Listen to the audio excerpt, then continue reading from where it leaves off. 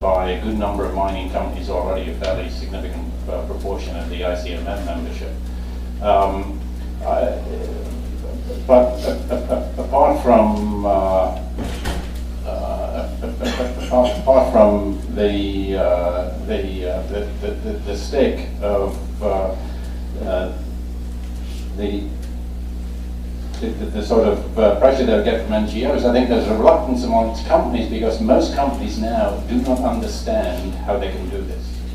So I think as there are more and more examples of good practice and how it can be demonstrated, I think companies will be more attracted to the idea that this is possible and plan for it accordingly. Because one of the biggest issues that we see is that this comes up too late in the planning process. Companies start often thinking about it when it's too late, unless they start stopping the project or slowing it down to really take account of the project design. And so the whole issue of awareness, what is needed to be done, implications, etc., that's crucial if they're going to get this planning process started early, and that is an important part of the assessment work that's got to be done. So I think it's going to be a combination of as I say, stick and carrot, and then finally I would say, of course, the financing, access to finance. We have the equator banks now that are providing almost 90% of project finance worldwide. Okay, well, there's an increasing number of companies that are accessing corporate finance rather than project finance. But this is going to be now more and more an issue given the changes in Performance Standard 6. Thanks, Bill Jackson. Oh, sorry, Pippa. Sorry, I was going to add. I think I absolutely agree with everything you said. Communities of practice are an important thing. I think we need to understand. We need to start talking about this. And it's, as I said earlier, it's not rocket science. And there's a contingency within, and a growing constituency within the NGO world of understanding and application of this. I think, although there's still only a handful of people who can actually do the accounting side of it and actually take it right through, half of which I have to say are in this room right now. We're getting there. So PS6 and what the equator banks are doing are huge. Regulation and more than 30 countries around the world now have policies that implicate no net loss or some sort of net positive gain to biodiversity, and that's hugely encouraging. But just to get companies, I think it really helps to tell the story. I think this framework that has been published today is going to help that enormously. But just the very basic, simple, obvious fact that this is actually a very, very logical and important way to do things. So, and then we'll talk about capacity building in a minute. Well, you can talk about that now. What is FFI going to do are you going to build a cadre of people who know how to do this? Are you going to mobilize other NGOs to build that capacity? What are you going to do? Josh, this is hugely important. I said this is kind of the future in a way of the way that I think companies and NGOs can actually start to engage properly to gain benefits on the ground for conservation and the protection of biodiversity. Yes, we are building a cadre of people who can do this, and that is actually with the help of Rio Tinto and with others of our partners who are starting to think about these approaches. Importantly, it comes back to these communities of practice. And we've got Shell thinking about it, we've got De Beers thinking about it, we're hoping a number of other companies are going to start climbing onto this bandwagon, either pulled or pushed, whichever way you might see it. But we need to share this learning and not be kind of territorial about the importance of the application. BBOP, Business and Biodiversity Offsets Program, have similar aspirations of building communities of practice around the accounting aspects. There are guidance documents out there. Some of them are quite difficult to read and get through. But I think we need to simplify things to actually help make these processes approachable. And actually start getting some training programs out there, start building the capacity. And I guarantee you that the consultancy sector are going to pick this up like wildfire. And once we have an offset standard or some sort of support from IUCN to to actually make this sort of entrenched and embedded in the way, or best practice actually, it will start to move forward organically. Thank you. Bill Jackson had something to say, and then over to Lori-Ann. Yeah, how do you get the rest of industry to follow? A couple of things I think are useful. I'm on the scientific advisory group of the Cement Sustainability Initiative of the World Business Council and Sustainable Development, and having watched that industry move from where it did, a few large companies, Lafarge, Holcim and Cemex, for example, that were partners to that initiative, to now it has representation from most of the cement producers, most of the countries that have big cement industries, and take on some of these really tough issues. So that community of practice amongst peers, I think, is a key thing. I think it also partly depends on companies that do take these risks and try and go out in front, being able to demonstrate the business case, and whether that's in terms of license to operate internally or with shareholders or board or profits, or whether it's more the social license to operate with the community, are key things, because nothing is more encouraging in a business to not let your competition get ahead of you. So third, it partly depends on government regulation, and we often look at regulatory environment as being restrictive, but regulations are also there to enable, to allow things to happen. And smart governments keep up with these ideas and create that level and fair playing field for industry. And lastly, I do think ISN can play and does play a role, and their model would be probably summarised as the lead-follow model to pick sectors or segments of industry and key companies in that, working with them to see how feasible these sort of things are, and then it goes down as we just heard about, guidelines and approaches, and the consulting body that ends up going around that, and gives companies comfort that perhaps there is an opportunity here to do these sort of things. Thanks. Lori-Ann, you've had your hand up. Yes, just to follow up on... You are? Lori Conzo from the International Finance Corporation of the World Bank. To follow up on what Pippa was saying and your question, Josh, of what's it going to take?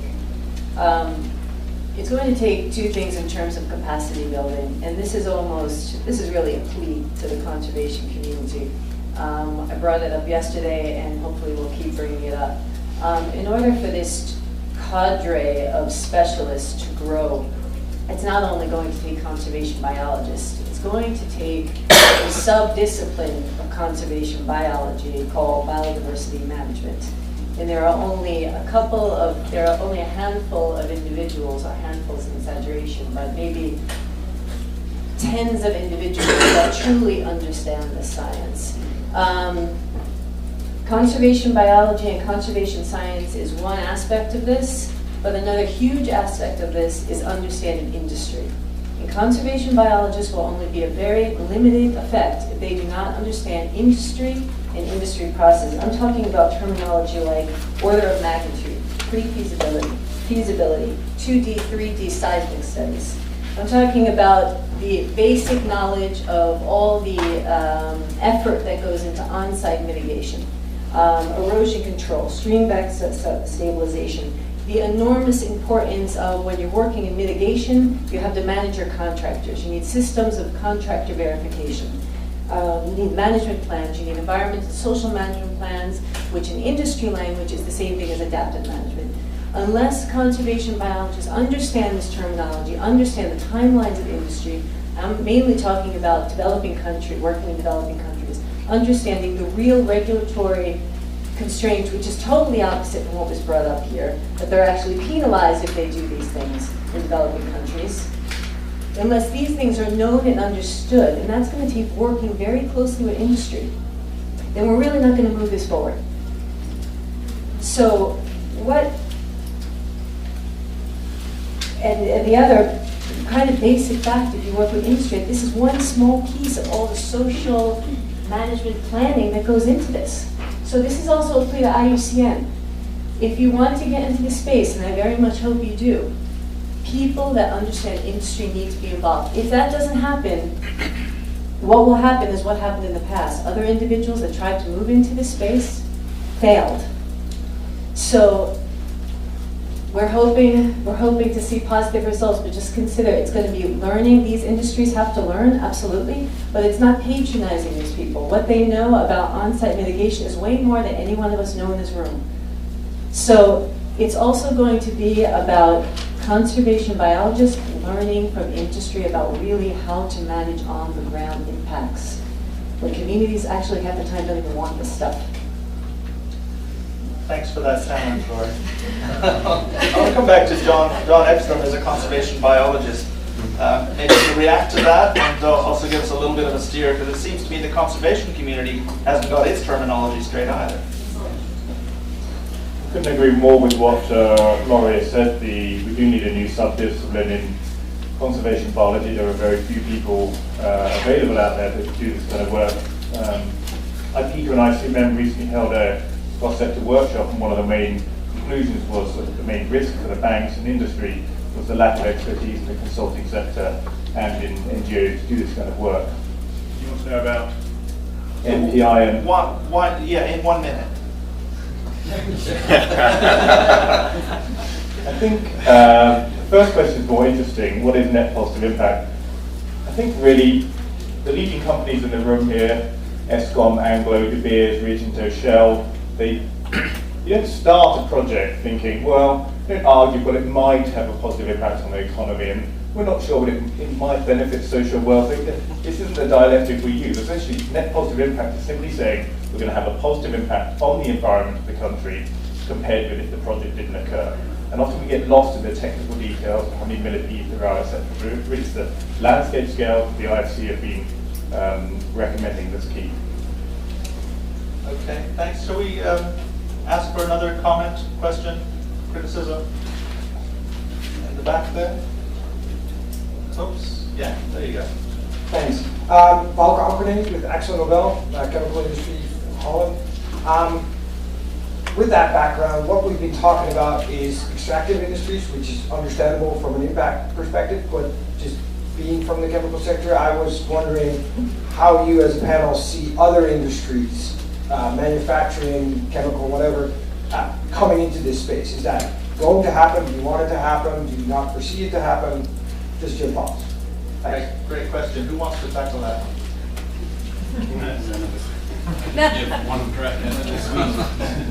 The reality is IFC deals with so many different sectors. We of course face this problem. I think as was mentioned by Joe, Shell, if a company has an option of avoiding and mitigating so they don't have to do an offset, they will certainly do that. And once you move away from the extractives, they increasingly have those options. Nevertheless, of course, there are going to be some situations. Most people, in terms of the lay people out there, will look at critical habitat as something that is pristine out in a wilderness somewhere, and yet you can have some very, very sensitive environments with critical habitats within what we would consider to be a modified habitat. So a company could actually find itself unexpectedly in a situation where there is a critical habitat that it's got to adjust to, and maybe a company with a smaller footprint. So in those circumstances, we're certainly expecting that company to follow the performance standard. In that particular circumstance, it may be even more difficult for the company to have an offset actually than in a larger landscape where there are more opportunities to do that. But the bottom line is, for us, the performance standard applies to everybody. Whether you're a chemical company, whether you're a cement company, whether you're a widget manufacturer on an industrial site, there is a need for a degree of assessment that is risk-based and to apply the performance standard accordingly. I would say that also that some manufacturing companies do this through their supply chain management, so that's another part of it. Pippa, do you want to say something? Yeah, I was just going to add that it's going to help a lot if we actually have the mechanisms, the financial market institutional type of mechanisms that will help to enable some sort of offsetting process that will allow companies to contribute in small ways, perhaps if their impacts are small, but also in very large ways that they have large impacts. So this sort of comes down to a real need for national level landscape and land use planning, the sort of regulatory structures that will help to facilitate that, and of course the idea of perhaps something like aggregated offsets, which would have multiple contributors to single bodies of conservation asset or landscapes to actually protect intact or at least to provide sort of connectivity resilience to vulnerable biodiversity and conservation habitats. So for me, I think there are a number of things that need to happen in parallel, not only awareness raising, but just for people to adopt the NPI type framework process, but actually for there to be a receiving component of those, so the NPI can actually be implemented.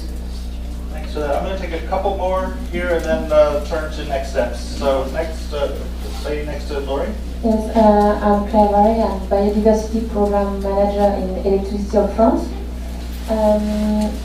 Thank you for all these presentations. It's very interesting. I was wondering if you want to expand this concept among the various companies. Why couldn't it be part of the IUCN or on WBCSD agreement or partnership? And one of the comments that in European Union there is a no net loss initiative at the union level, which should release something by 2015. So it could be interesting to have a link with net positive impact. Okay. Thanks for that information. I don't know if there's anybody here from WBCSD or IUCN who wants to comment on your first question of building this into the IUCN WBCSD partnership. Sure, it's in the back. Gerard, you want to take that?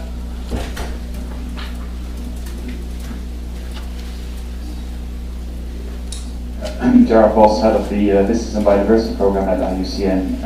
I mean, clearly, actually, the relationship that IUCN already has with WBCSD and the CSI and ICMM are all the conduits that can allow this to happen, probably at a wider level. And to answer, Axel Nobel's questions, clearly from an IUCN perspective, there is a great interest to extend this to other sectors. And we are talking to the leading companies in the extractive sector to also see, which ones are you interested in? And clearly the supply chain would be one of the things that we're looking at. And I would like to, Axel Nobel, to throw the question back at you.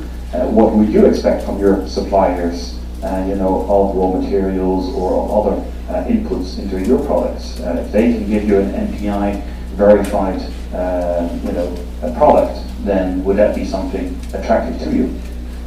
Thanks for that. Maybe one or two more. Gerard, you said there was a hand up back there? Yeah. Thanks very much, and thanks to everyone for these great presentations. I'm Chip Barber with the U.S. Department of State, Bureau of Oceans, Environment, and Science. And I had a comment at the interested in anyone's reactions to it. I thought it was very good, in terms of there being about this conservation biology side of this and getting serious about this, and we've heard a lot about that, and figuring out how to apply science and when it works. And then the comment that was made that, well, you've got to understand business as well, and you can't just do the science, you need that. That's a second piece of it. I think that's very well taken. And a third piece I'm thinking of, which is the kind of enabling environment of policy and governance. Because it seems like that is not taken as systematically and seriously here, or assumptions one hear. It's like that those officials who provide licenses have the long-term interest of the country that they live in mind. That's not true in a lot of places. They're short-term personal interest in houses in Europe, other places like that, and don't necessarily expect to be there a long time. There is the rule of law. That's not necessarily true. But there is actual political and military territorial control over some of these areas. That's not always true. That there are systems of accountability to the people who live in an area where their grievances will be redressed in a systematic fashion. That just doesn't exist in a lot of places. As people in the extractive industries know, very often on the frontier, And it's furthermore difficult to get objective analysis of that when you are either, say, part of the World Bank group where you have to deal with your clients and anything like that, it's a whole balance, or you are a place-based conservation organization that has offices in that country and would like to keep working in that country. And so finding ways to get that objective analysis of it, is this whole system as well constructed as it is actually going to be able to function on the ground in certain kinds of environments, and what are the kind of steps you might have to take to get it up to that level when you can say this is really going to work? Because otherwise it's sort of a lack of due diligence that the unintended but a reasonable person should know consequence of making a large-scale infrastructure investment of any kind in a place that has those kinds of conditions will be a lot of really bad things that will be outside of your control. So that just seems like a third piece of the analysis that would be good to think the other forward. Thanks. Very well taken. Issue of governance risk. I find it interesting that the pilot projects that Rio Tinto is leading on this are in countries not necessarily renowned for rule of law and good governance. You think of Madagascar, Guinea, and maybe some other countries. So, Stuart, do you want to tackle that one? Yeah, I've got the answer in my pocket. You've hit a nail right on the head. That we're getting to a point now where there's a growing level of comfort around the science and the biological aspects, but